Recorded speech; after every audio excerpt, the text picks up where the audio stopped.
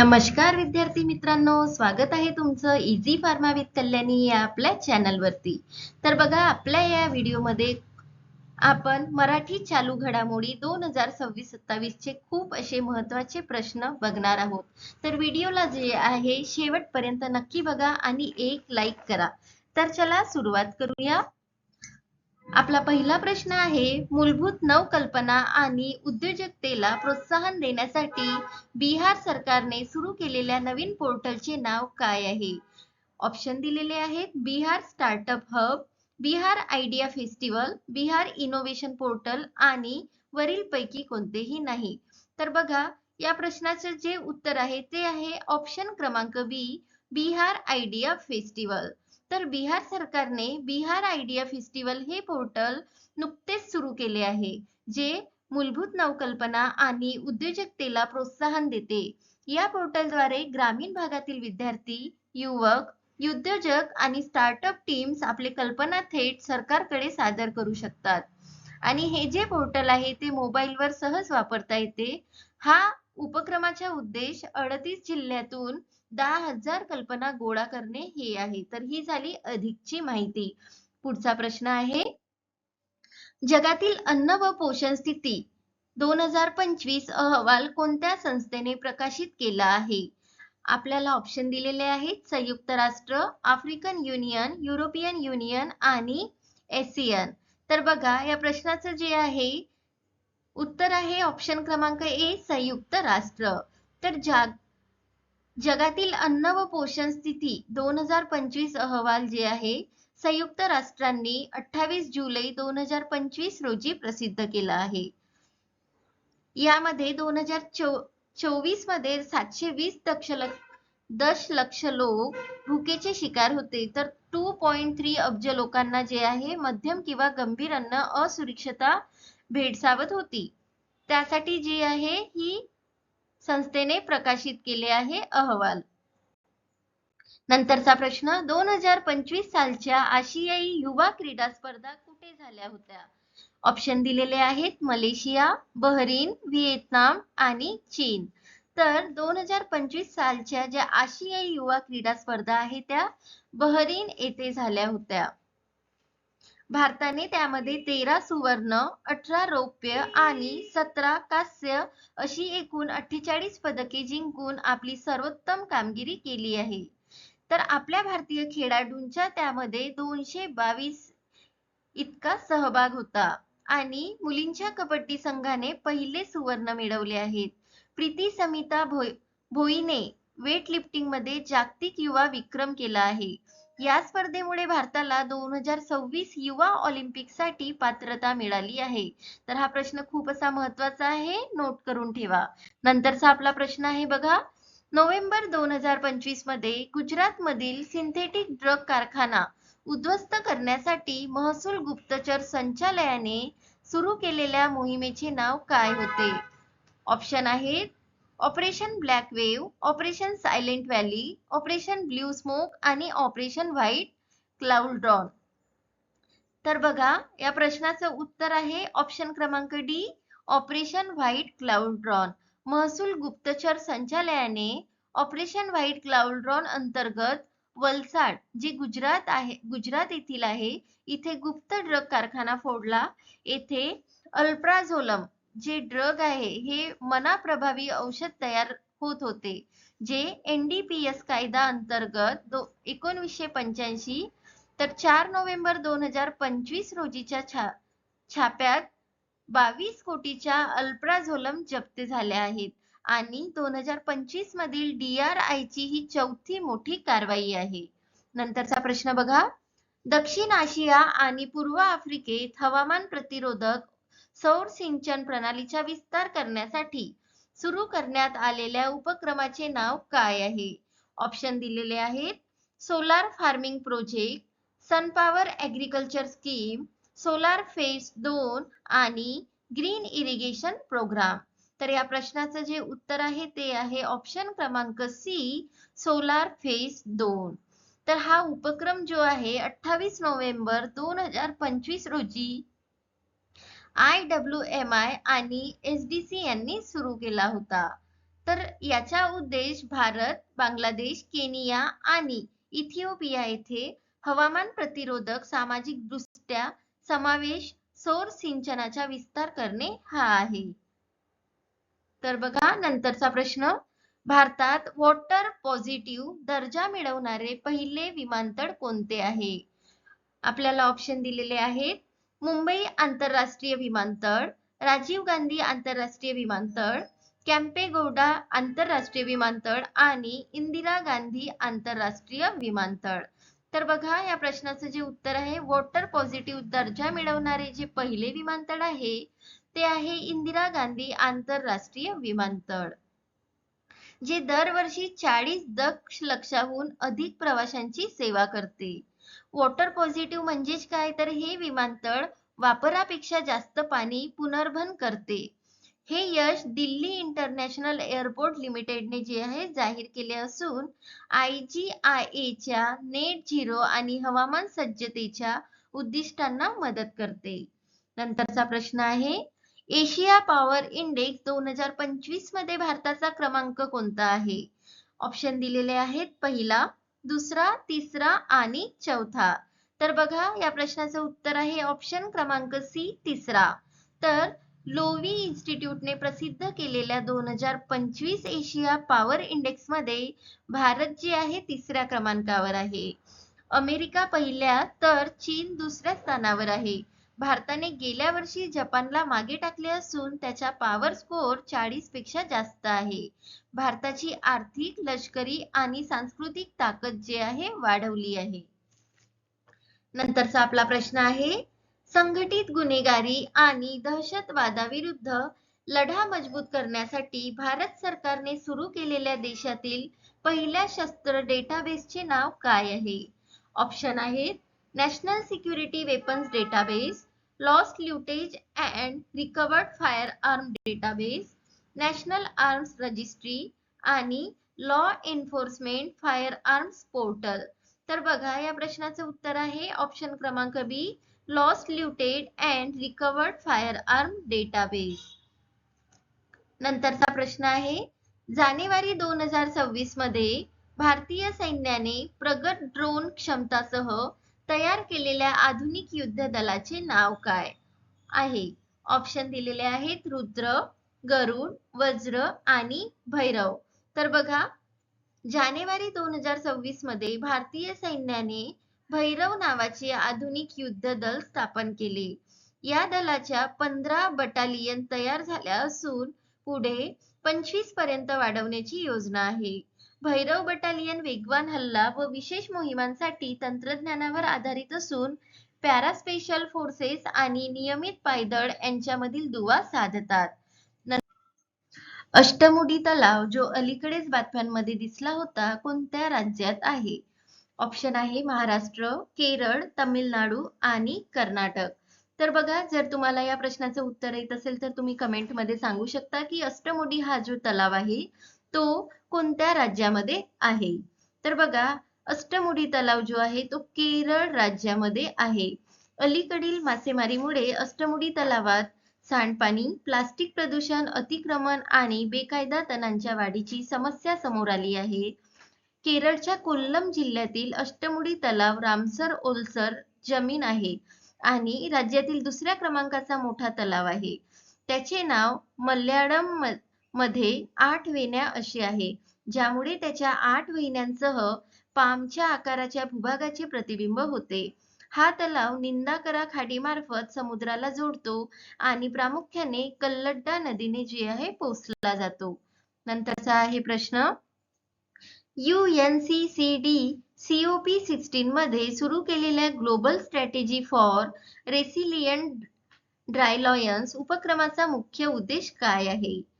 तर बघा मुख्य उद्देश जे आहे ते आहे दुष्काळग्रस्त प्रदेशांमध्ये अन्न सुरक्षा वाढवणे, जैवविविधता जपणे आणि टिकाऊ उपजीविका निर्माण करणे.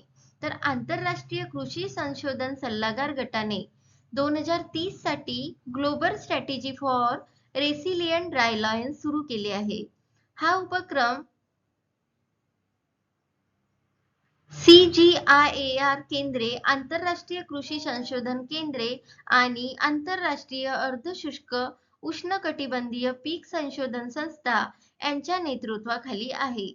हा जो उपक्रम आहे याचा भर अन्न सुरक्षा, जैवविविधता संरक्षण आणि टिकाऊ उपजीविका यावर आहे. पुढचा आपला प्रश्न आहे, निर्देशक सर्वेक्षण जहाज कोणत्या शिपयार्डने बांधले आहे? ऑप्शन बघा, Mazagon dock ship builders, garden reach ship builders and engineers limited, Cochin shipyard limited आणि गोवा शिपयार्ड लिमिटेड. तर INS निर्देशकाचे आयुक्त 18 डिसेंबरला नेव्हल डॉकयार्ड विशाखापट्टणम येथे आले.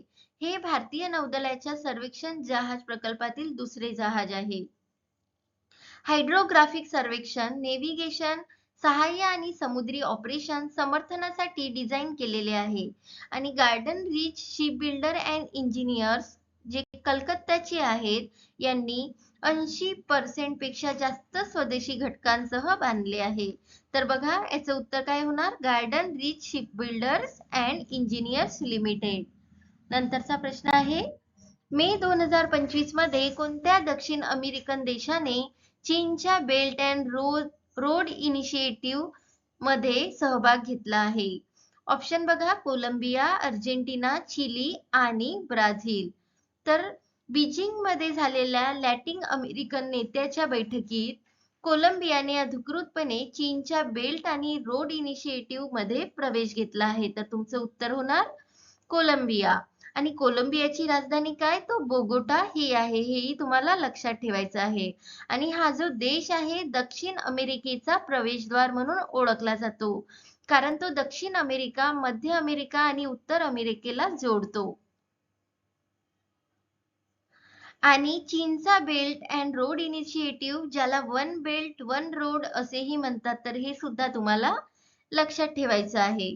नंतरचा पुढचा आपला प्रश्न आहे, Khelo India beach games KIBG 2025 मध्ये सर्वाधिक पदकांची कमाई करणारे राज्य कोणते? तर सर्वात जास्त पदके कोणत्या राज्याने जे आहे जिंकलेले आहेत? तर बघा, खेलो इंडिया बीच गेम्स 2025 स्पर्धा ही जी स्पर्धा आहे 19 ते 23 मेच्या दरम्यान केंद्रशासित प्रदेश दादरा आणि नगर हवेली आणि दमण आणि दीव येथे पार पडली. या 5 दिवसीय स्पर्धेत 30 राज्ये आणि केंद्रशासित प्रदेशातील 1000हून अधिक खेळाडूंनी सहभाग घेतला. स्पर्धेत 6 पदक क्रीडा प्रकार आणि 2 प्रात्यक्षिक क्रीडा प्रकार होते. मणिपूरने एकूण 14 पदकांसह विजेतेपद पटकावले आहे. त्यात 5 सुवर्ण पदक, 6 रौप्य आणि 3 कांस्य पदकांचा समावेश होतो. तर महाराष्ट्राने सर्वाधिक 20 पदके जिंकली, पण रौप्य पदकांची संख्या कमी असल्यामुळे दुसरे स्थान मिळवले. आणि नागालँडने 13 पदकांसह तिसरे स्थान पटकावले आहेत. त्यात 5 सुवर्ण पदकांचा समावेश होतो. तर बघा, सर्वात जास्त पदके जी आहे ते मणिपूर राज्यांनी जिंकले आहे. तर तुमचं उत्तर होणार ऑप्शन क्रमांक डी, मणिपूर. पहिला मणिपूर, दुसरा महाराष्ट्र आणि तिसरा जे आहे ते आहे नागालँड. नंतरचा आपला प्रश्न आहे, जागतिक बँकेच्या अहवालानुसार उत्पन्न समतेमध्ये भारताचा क्रमांक कितवा आहे? बघा, जागतिक बँकेच्या अहवालानुसार भारताच्या जागतिक उत्पन्न समतेमध्ये जे आहे 4था क्रमांक आहे. आणि त्याच्या गिनी निर्देशांक जे आहे ते 25.5 आहे.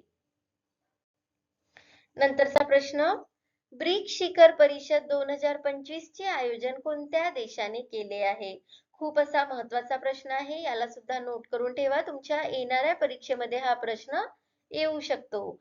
आपल्याला ऑप्शन दिलेले आहेत, भारत, चीन, ब्राझील आणि दक्षिण आफ्रिका. तर बघा, ब्राझीलने रिओ दी जानेरो येथे ब्रिक्स शिखर परिषद 2025 चे आयोजन केले.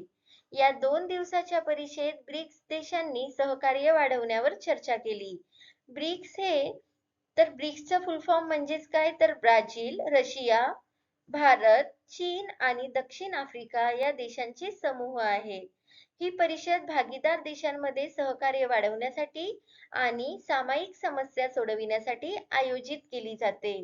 नंतरचा आपला प्रश्न आहे, उद्यमी मित्रांसाठी मानव संसाधन व्यवस्थापन प्रणाली पोर्टल कोणत्या राज्य सरकारने सुरू केले आहे?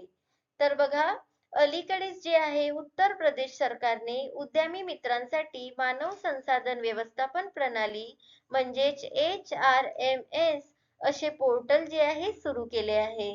या पोर्टलमध्ये जे आहे गुंतवणूकदारांना मदत आणि अंतर्गत कार्यक्षमता वाढवण्यासाठी तयार करण्यात आले आहे. आणि हा जो आहे राज्याच्या निवेश सारथी पोर्टलशी एकत्रित आहे. आणि HRMS पोर्टलमुळे उपस्थिती, रजा, वेतन प्रक्रिया आणि फॉर्म 16 तयार करणे यांसारख्या HR कामकाजाचे स्वयंचलन होते. नंतरचा आपला प्रश्न आहे, अलीकडेच जे बातम्यांमध्ये पाहिलेले कचथीऊ बेट कोणत्या दोन देशाच्या दरम्यान आहे? तर बघा, हे जे कचथीऊ बेट जे आहे ते भारत आणि श्रीलंकाच्या दरम्यान आहे. तर तमिळनाडूचे भाजप प्रमुख के अन्नामलाई यांनी RTI अर्जाद्वारे मिळवलेल्या दस्तऐवजावरून श्रीलंकेसोबतच्या कचथीऊ बेट विवादाबाबत भारतचा विसंगत दृष्टिकोन उघड झाला आहे.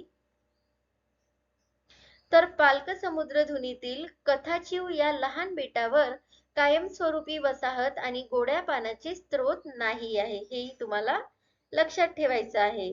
आणि विशेषतः तमिळनाडूमधील भारतीय मच्छीमारांना बेटावरील परस्पर विरोधी दाव्यामुळे आव्हानांचा सामना करावा लागतो. नंतरचा आपला प्रश्न आहे, कोणता देश आर्थिक विकासाला चालना देण्यासाठी वाहन आयात निर्बंध उठविण्याचा विचार करत आहे? ऑप्शन आहे बांगलादेश, श्रीलंका, नेपाळ आणि म्यानमार. तर बघा, श्रीलंका आर्थिक विकासाला चालना देण्यासाठी वाहन आयात निर्बंध संभाव्यतः 2024च्या उत्तरार्धात किंवा 2025च्या सुरुवातीस उठवण्याचा विचार करत आहे. तर 2022 मध्ये आर्थिक गडबडीला प्रतिसाद म्हणून अंमलात आणले गेलेले हे पाऊल IMF महसूल लक्ष्यांनी संरेखित होते, परंतु परकीय चलनाच्या साठ्यावर $800 दशलक्षाने ताण येऊ शकतो. नंतरचा आपला प्रश्न आहे, छत्रपती संभाजीनगर जिल्ह्यात महिला मतदारांच्या जनजागृतीसाठी कोणता उपक्रम राबवला जाणार आहे? आपल्याकडे ऑप्शन आहे मेरी बेटी मेरा गौरव, महिला सशक्तीकरण अभियान, महिला मतदार मतदान करणार, नारी शक्ती मतदान शक्ती.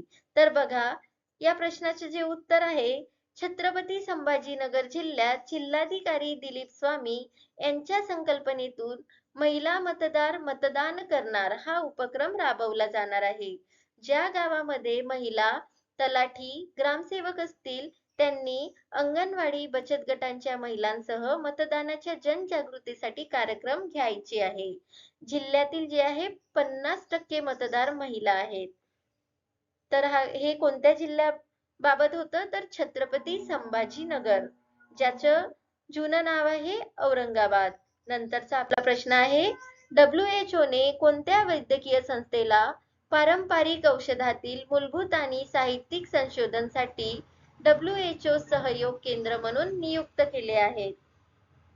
ऑप्शन बघा, national institute of Indian medical heritage Hyderabad, राष्ट्रीय आयुर्वेद संस्था जयपूर, एम्स दिल्ली, KGM लखनौ. तर बघा, या प्रश्नाचं उत्तर, जागतिक आरोग्य संघटनेने national institute of Indian medical heritage हैदराबादला 3 जून 2024 पासून 4 वर्षासाठी पारंपरिक औषधातील मूलभूत आणि साहित्यिक संशोधनासाठी WHO सहयोग केंद्र म्हणून नियुक्त केले आहे. तर 1956 मध्ये स्थापित NIIMH विविध पारंपरिक भारतीय आरोग्य सेवा प्रणालीमध्ये वैद्यकीय ऐतिहासिक संशोधनाने दस्तऐवजीकरण करते. नंतरचा आपला प्रश्न आहे, मन ओरू मन बडी, मन ओरू मन बडी हा कार्यक्रम कोणत्या राज्यात राबवला जातो? ऑप्शन दिलेले आहेत ओडिशा, तेलंगणा, कर्नाटक आणि पश्चिम बंगाल. तर बघा, तेलंगणा मंत्रिमंडळाने अलीकडेच मन ओरू मन बडी या कार्यक्रमाला मंजुरी दिली आहे, जी 7,289 कोटीच्या बजेटसह 3 वर्षात लागू केली जाणार आहे. राज्यभरातील शाळांमध्ये सर्वांगीण विकास आणि प्रभावी मूलभूत पायाभूत सुविधा निर्माण करण्याचे उद्दिष्ट आहे. या कार्यक्रमाच्या तेलंगणा राज्यातील 26,000हून अधिक शाळांमधील 19.84 लाख मुलांना जे आहे लाभ होण्याची अपेक्षा आहे. तर या प्रश्नाचं उत्तर आहे ऑप्शन क्रमांक बी, तेलंगणा. नंतरचा आपला प्रश्न बघा. कोंकर्स एम क्षेपणास्त्रांच्या निर्मितीसाठी भारतीय लष्कराने कोणत्या कंपनीसोबत करार केला? ऑप्शन आहे DRDO, Bharat dynamics limited, Hindustan aeronautics limited आणि भारत इलेक्ट्रॉनिक्स लिमिटेड. तर बघा, भारत डायनॅमिक्स लिमिटेड म्हणजेच BDL आणि भारतीय लष्कराने कोनकूर्स एम अँटी टॅक मार्गदर्शक क्षेपणास्त्रांच्या निर्मितीसाठी आणि पुरवठ्यासाठी कितीतरी असे कोटी रुपयांच्या करारावर स्वाक्षरी केली आहे. नंतरचा आपला प्रश्न. चलन आणि वित्त विषयक अहवाल कोणत्या संस्थेने प्रसिद्ध केला? ऑप्शन आहे नीती आयोग, RBI, NPCI आणि सेबी. तर बघा, चलन आणि वित्त विषयक RBI अहवाल नुकताच towards a greener cleaner India या थीमवर आधारित प्रसिद्ध करण्यात आला. तर या अहवालानुसार नियामक धोरणे जसे की कार्बन कर आणि कार्बन उत्सर्जन दर आणि ऊर्जा कार्यक्षमतेसाठी ETS मानके अर्थव्यवस्थेतील एकूण CO2 उत्सर्जन कमी करण्यासाठी योगदान देऊ शकतात. तर याचं उत्तर होणार RBI या अहवालानुसार. नंतरचा प्रश्न. बलात्कार पीडित आणि गर्भवती अल्पवयीन मुलींना मदत करण्यासाठी महिला आणि बाल विकास मंत्रालयाने सुरू केलेल्या नवीन योजनेचा अर्थसंकल्प किती आहे? तर बघा, किती आहे तर 74.10 कोटी रुपये. तर बघा, बलात्कार, सामूहिक बलात्कार पीडित आणि गर्भवती झालेल्या अल्पवयीन मुलींना न्याय मिळवून देण्यासाठी गंभीर काळजी आणि समर्थन या शीर्षकाच्या योजनेला महिला आणि बाल विकास मंत्रालयाकडून मंजुरी मिळाली आहे. त्यामध्ये 74.10 कोटी रुपयांचे बजेट असलेली ही योजना आठवड्याभरात देशभर लागू केली जाणार आहे.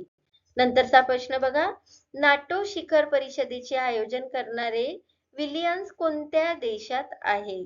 ऑप्शन दिलेले आहे UK, जर्मनी, लिथुआनिया, फिलिपिन्स. तर बघा, युतीच्या शिखर परिषदेसाठी म्हणजेच नाटो देशाचे नेते आणि शिष्टमंडळे विलियम्स मध्ये जमले. नाटो शिखर परिषदेत 40 राष्ट्रप्रमुखांसह 2400 सदस्यांसह 48 शिष्टमंडळे एकत्र येण्याची अपेक्षा आहे. तर हे लिथुआनिया प्रथमच या स्कोलच्या कार्यक्रमाचे आयोजन करत आहे. तर तुमचं उत्तर काय होणार? लिथुआनिया. तर हे जे आहे ईशान्य युरोप मधील एक देश आहे, जो 3 बाल्टिक राज्यांपैकी दक्षिणेकडील आणि सर्वात मोठा आहे. कोणतं? तर लिथुआनिया. नंतरचा प्रश्न बघा. कोणत्या राज्य किंवा केंद्रशासित प्रदेशाने शालेय बोट सेवा सुरू केली आहे? तर बघा, ऑप्शन आहे आसाम, त्रिपुरा, पश्चिम बंगाल आणि कर्नाटक. तर या प्रश्नाचं उत्तर आहे गोमती जिल्ह्यामधील डंबूर तलावाच्या बेटावर राहणाऱ्या वंचित विद्यार्थ्यांना मदत करण्यासाठी त्रिपुरा शालेय शिक्षण विभागाने मोफत शालेय बोट सेवा सुरू केली आहे, ज्यामुळे त्यांना कोणत्याही शुल्काशिवाय शाळेत पोहोचता येईल. राज्याच्या राजधानीपासून 120 किलोमीटर अंतरावर असलेल्या डंबूर सरोवराच्या आजूबाजूच्या 48 बेटांचा यामध्ये समूह आहे.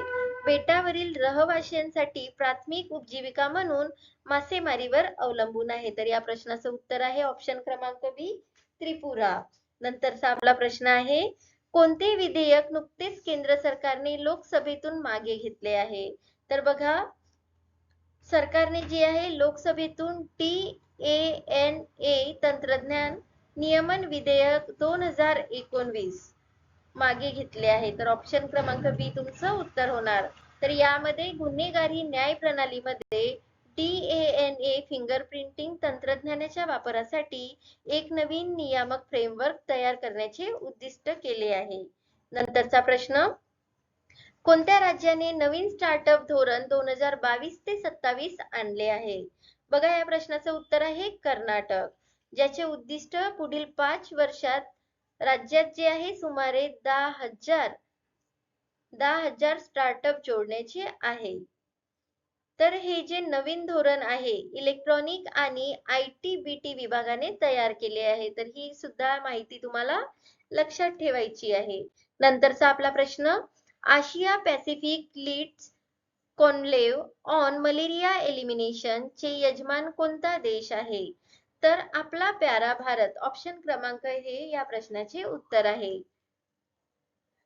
तर नवी दिल्ली येथे केंद्रीय आरोग्य आणि कुटुंब कल्याण मंत्रालयाकडून आशिया पॅसिफिक लीडर्स मलेरिया अलायन्सच्या भागीदारीत जागतिक मलेरिया दिनाचे अग्रदूत म्हणून आयोजित केले जाईल आणि 2030 पर्यंत मलेरिया निर्मूलन साध्य करण्यासाठी राजकीय वचनबद्धतेची पुष्टी हे याचे ध्येय आहे.